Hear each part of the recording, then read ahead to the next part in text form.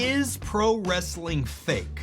Well, kinda, but also very much no. 13 years ago, I had the opportunity to live out a dream as part of a reality TV show where I trained and became a professional wrestler on one of the biggest stages for TNA wrestling. In this video, I'll share my personal experience learning the ropes, the true toll it took on my body, and how getting in the ring changed my perspective as a lifelong wrestling fan.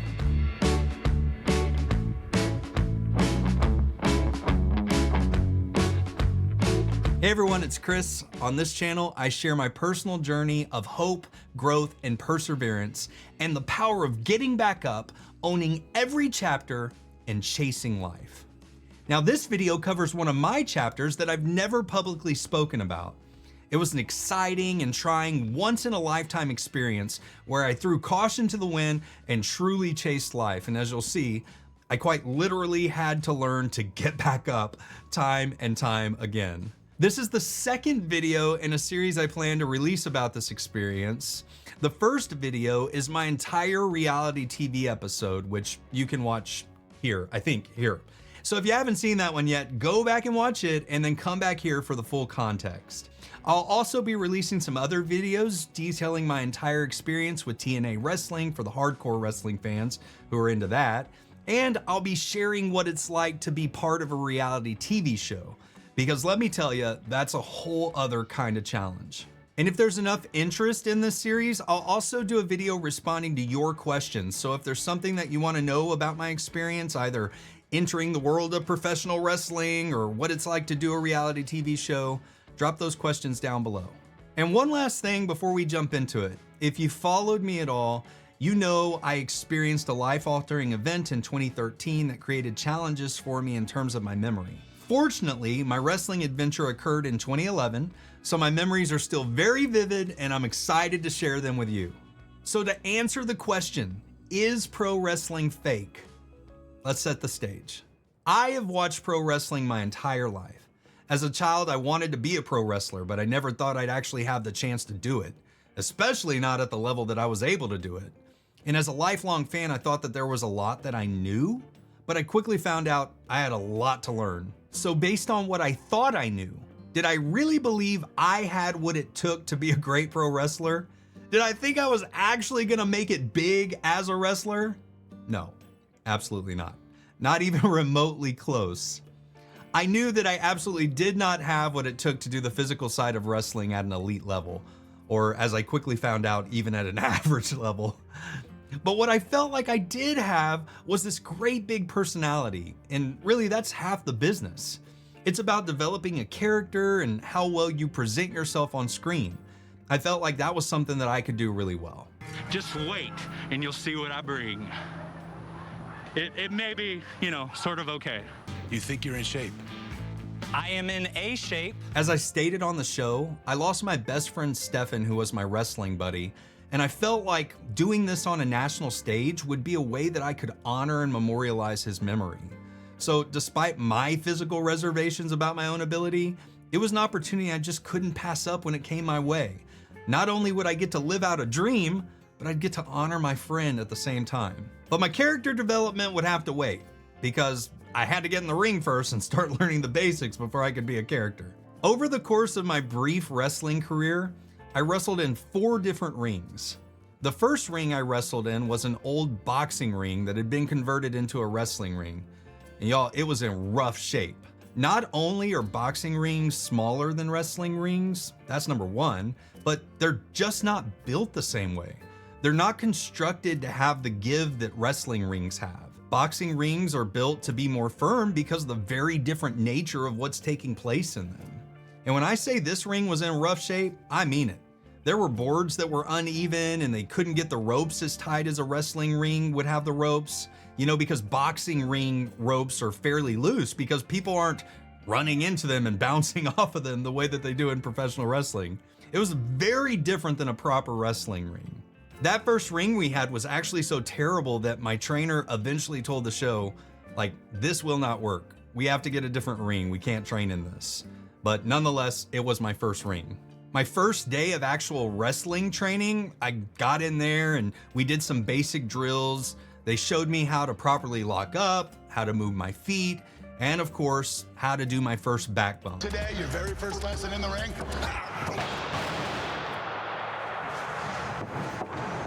Back bumps. And let me tell you something. The first back bump I did almost knocked me clean out. Literally, almost knocked me out.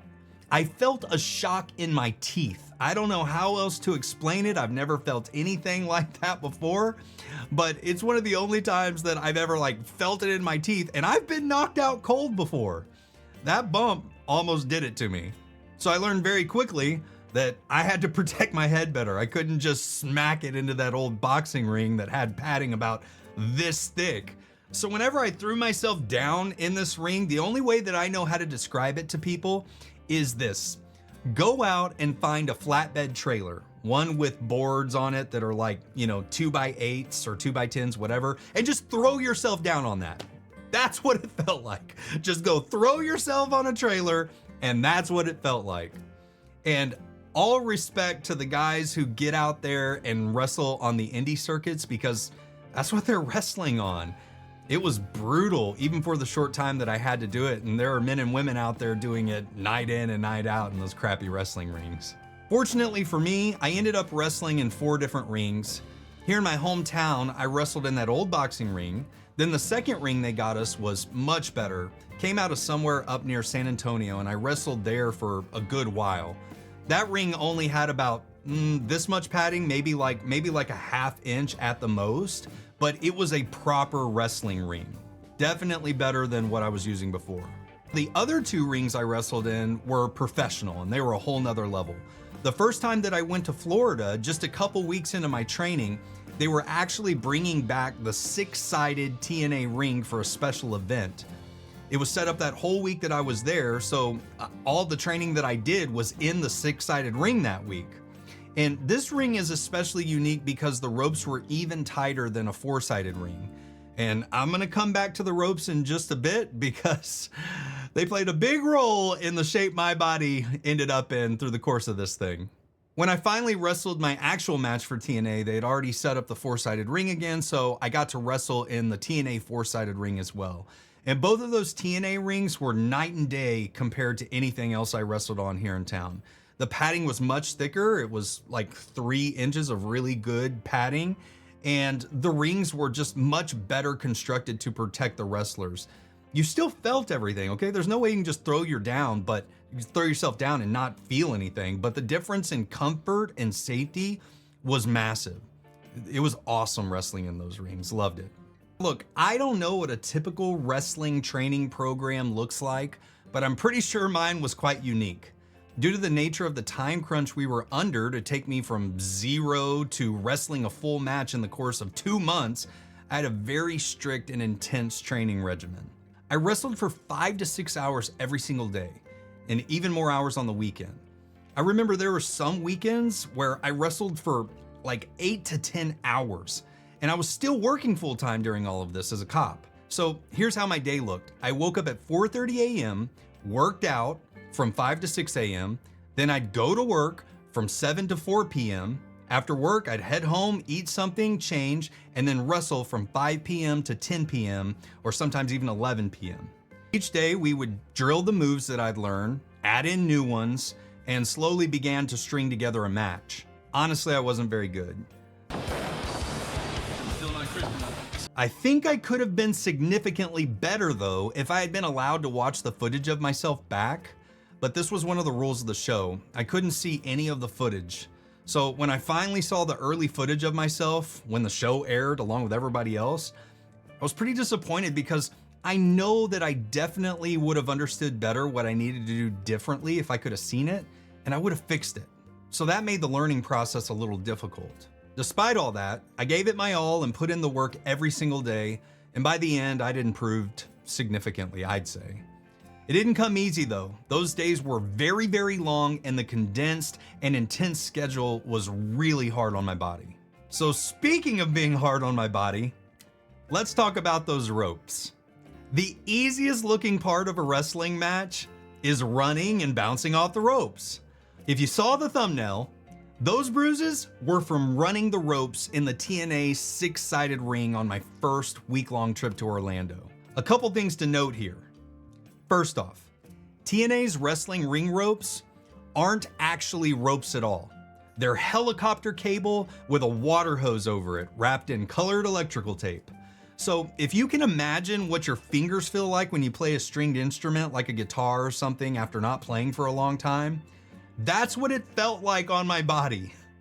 Most pro wrestlers develop a callus on their back and their hip from hitting the ropes so many times. For me, things got a bit extreme. As part of the reality TV show of things, I was made to do a drill called 3 Minutes of Hell, where I ran the ropes nonstop for 3 solid minutes every single day. And 3 minutes doesn't sound like much, but when you're smashing your body into helicopter cable over and over again, running as fast and as hard as you can, 3 minutes feels like an eternity. Those were by far the worst looking bruises that I had, but they were far from the only bruises. At one point, both my arms, my knees, my stomach, you name it, they were all bruised. But as bad as those bruises looked, they were not even close to my worst injury. If you watched the episode, you saw that I suffered a rib injury that was deemed bruised ribs. The injury occurred while taking a back bump off of a very stiff shoulder tackle from one of my trainers, Brett. I immediately felt something pop in my rib. I tried to keep wrestling, but every movement I made hurt. I was taken to a walk-in clinic and seen by a physician's assistant who took an x-ray, and after seeing how bruised my body was and seeing no break on the x-ray, prescribed me some painkillers and cleared me to keep wrestling if I could handle the pain. So now, the onus is on me. Am I a wimp, or, can I handle some bruised ribs? Let me tell you, I understand why some wrestlers have struggled with painkillers, because I was eating mine like candy just to get through my workouts at that point. I kept wrestling in spite of the pain, but eventually the injury got even worse. My rib was already popping on the backside the moment that I injured myself, but now my entire rib was popping out of place in the front and the back. I was having difficulty breathing, and people around me could actually hear my rib pop from across the room. They were also able to place their hand on my side and feel it popping in and out of place. He can't hardly breathe, and I don't understand how, he can be expected still to get in the ring and do all these moves and stuff. It's just hard to understand. And this is another one of those areas where the reality TV show side of things came into play. The people filming me were also witnessing these things happening to my body. And I kept telling them, something is seriously wrong with me. I think I need an MRI to understand what's going on. Something's not right. And I became pretty insistent that I felt like something was really wrong. And finally they told me, look, we'll let you get an MRI, but if it shows that you're injured, we'll have no choice but to cancel your episode and you won't be able to continue. Now, at this point, I'd already been wrestling hurt for about 3 weeks and only had 3 weeks left to go, so there was no way I was gonna let my journey stop there. Because we all knew that I was hurt, the show would only let me continue if I signed a hold harmless agreement. I agreed to sign it under the condition that after the show was over, they'd get me that MRI. They agreed to it, but they also limited the moves I was able to perform from then on out.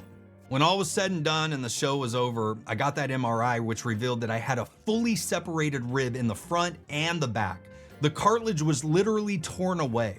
I wrestled every day, hours and hours each day, with a fully separated rib for 3 weeks. And of course they didn't put that in the show because, would have made them look bad. On the other side of it all now, would I do it all again? Yes, absolutely. But the most disappointing part of the rib injury is I had a move that I wanted to do so bad called the bacon lettuce elbow. Bacon lettuce elbow. Such a stupid move, but I wanted to come off the top rope with that flying elbow like the Macho Man Randy Savage.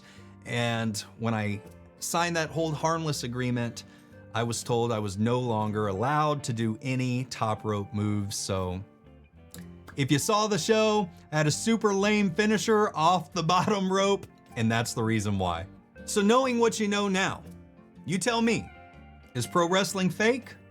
not the physicality of it. Not at all. Is it scripted? Predetermined? Even choreographed in places? Yes. But even those parts are hard. This is one of the areas where my entire perspective and appreciation for the sport has changed by having the opportunity to actually do it. Wrestling matches can range anywhere from less than a minute to over an hour long. The match I wrestled was 9 minutes long. You'd never know that by the way it was edited on the show, but it was a long match. So even my ideal situation where I got to learn the sequence of a single match, then go out and perform it live, remembering the entire flow of a 9-minute match was stressful. Most of the pros will go into a match knowing the high spots and the story beats of the match that they want to make sure that they deliver on, but the rest of the match, they simply call it in the ring. They talk to each other, they tell each other what they're gonna do next. But even this approach requires so much skill.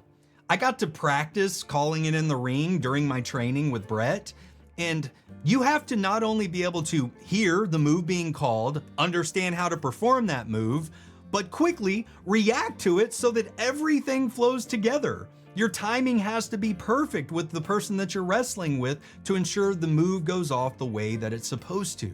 Obviously, in the short time that I wrestled, I never had, ample time to get good at this, but I'm simply blown away at the talent required to make it look so easy. And tune in anytime and watch a wrestling match, and I promise you, they make it look easy, but it is not. Add on to all of that the fact that you're physically giving your all and also playing into your character or persona to ensure you're fully entertaining the crowd, and that's where the magic of professional wrestling is created. And even with all that said, it's still only part of what you need in order to be a great wrestler. You have to be able to talk on the mic and create a memorable character that people will buy into. So, if you want to hear more about how I created my wrestling character, check out this video here.